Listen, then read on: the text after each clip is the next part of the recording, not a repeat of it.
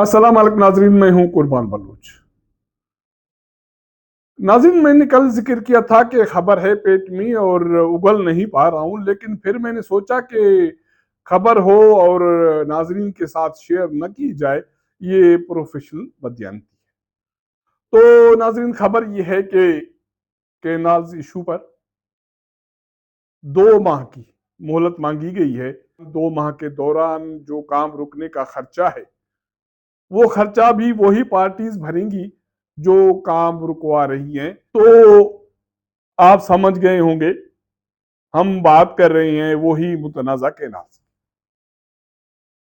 तो मेरे पास इतलात ये हैं कि सीसीआई इजलास से पहले एक बड़ी मुलाकात हुई है। उसमें 3 अफराद थे मुलाकात में। 2 बड़े थे, एक दरमियाना जो मेडिएटर था वो था। इस मुलाकात के बाद मेडिएटर और एक बड़ी की मुलाकात की तस्वीरें तो जारी की गई, लेकिन 2 बड़ों की मुलाकात की तस्वीरें जारी नहीं हुई। जराए बताते हैं कि इस मुलाकात में एक बड़े ने दूसरे को कहा कि आप ये क्या उस्तादी कर रहे हैं, उस्तादों से उस्तादी कर रहे हैं। तो दूसरे ने कहा कि ये तो पॉसिबल नहीं है, उस्तादी और आपसे। तो पहले किरदार ने कहा कि हाँ ना,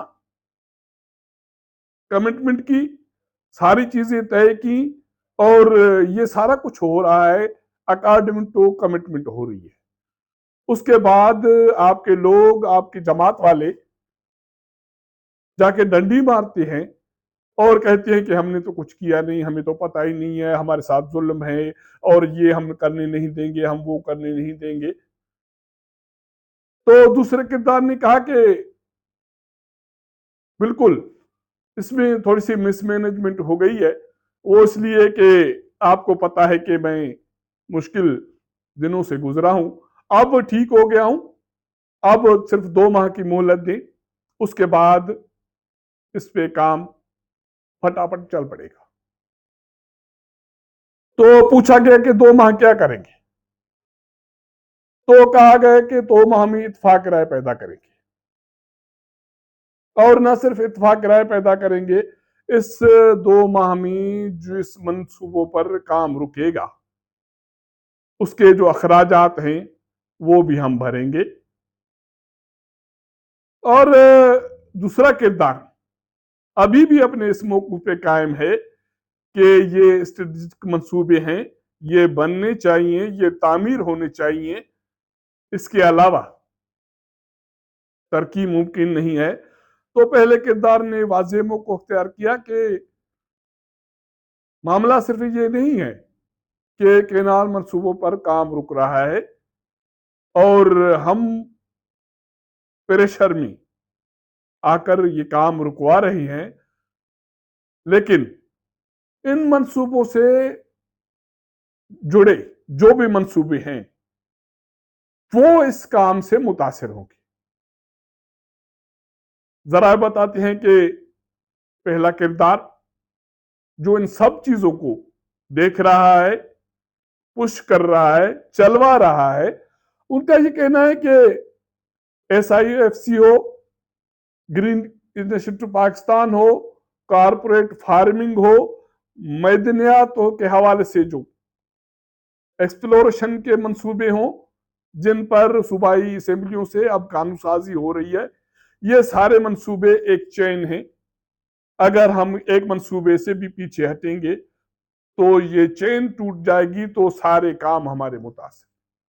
तो जरा बताते हैं कि दूसरा किरदार पशेमान था और वो ये कह रहा था कि मिसमैनेजमेंट हुई है, अब ये नहीं होगा। तो ये 2 माह की मोहलत मांगी गई है। उसके बाद CCI का जो इजलास हुआ, उसकी इतलात और उसकी एलामिया के हवाले से, उसकी खबरों के हवाले से आप बाखबर हैं। उसमें यही बात कही गई कि इत्तेफाक राय पैदा की जाएगी और इत्तेफाक राय के बगैर कोई मंसूबा नहीं बनेगा। अगर CCI की एक्चुअल एग्जैक्ट खबर आपको जाननी है तो सीसीआई एलामिया के बजाय आप उसी रोज सीसीआई के अहम वफाकी मेंबर वफाकी वजीर ख्वाजा आसिफ का मुख्तलिफ मीडिया के साथ जो टाक है या किसी प्रोग्राम में एक मखसूस मीडिया के साथ उसकी टाक है वो एक मरतबा फिर गौर से सुने और गौर से देखें, जिसमें उसका ये कहना था कि इन मंसूबों के हवाले से कोई फैसला नहीं हुआ, हम इत्तेफाक राय पैदा करेंगे, हम 100% इत्तेफाक राय पैदा करेंगे, उसके बाद सीसीआई में फैसला होगा। तो ये ख्वाजा आसिफ का कहना। ख्वाजा आसिफ वजीर दिफा भी हैं और ख्वाजा आसिफ सीनियर वजीर भी हैं और मुस्लिम लीग नून के सीनियर रहनुमा भी हैं और कहा यह जाता है कि वो दोनों तरफ खेलते भी हैं। तो ख्वाजा आसिफ की जबानी जो बातें निकली हैं वो ऐसे तो नहीं निकली होंगी। और अब ये कहा जा रहा है कि सिंध में एहतियाज खत्म हो गया और सब कुछ ठीक हो गया, हर कोई क्रेडिट लेने के दौड़ में है। तो मैं समझता हूं कि सिंध में जो भी सियासी जमातें प्रोफेशनल जो इस काज के साथ चलते रहे, बहुत सारी चीजें वहां हुई हैं सिंध में एहतियाज के दौरान। यकीनी तौर पर यह आसान नहीं है कि एक सूबाई हुकूमत, एक बड़ी सियासी जमात जिसने 17 साल हुक्मरानी की हो, उसके खिलाफ एहतियाज का एक सिलसिला लावा बनकर फटने लगे और वो हाथ पांव मारे ना, ये मुमकिन नहीं है। तो यकीनी तौर पर इस टेन्योर में जो एहतियाज हुआ सियासी जमातों का, कॉम्प्रेस जमातों का, जीडीए का, प्रोफेशनल का, वकुला का, सहाफियों का, उसमें बहुत सारे